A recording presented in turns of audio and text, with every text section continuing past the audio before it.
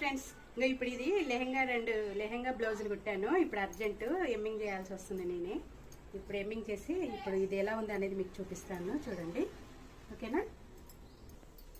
ఇది ముందుగా లెహంగా అని చూపిస్తున్నాను. ఇది క్లాత్ తీసుకున్నారండి విడిగా, మొత్తం 5 మీటర్స్ తీసుకున్నారు. లెహంగాకు 4 మీటర్స్ అండ్ బ్లౌజ్కు మీటర్ చొప్పున చేశాను. ఐరన్ ప్లేట్స్ ఇచ్చాను, కాకపోతే ఇది స్టిచ్చింగ్ చేసేసరికి మళ్ళీ ఇది అయింది. ఫ్రంట్ వీ నెక్ ఇట్లా స్కాలప్ డిజైన్ ఇచ్చాను, కనిపిస్తుందా? అండ్ బ్యాక్ వచ్చేసి వీ నెక్, జస్ట్ పైపింగ్ ఇచ్చాను. బ్యాక్ హుక్స్, హ్యాంగింగ్స్ అయితే ఈ విధంగా ఇచ్చాను.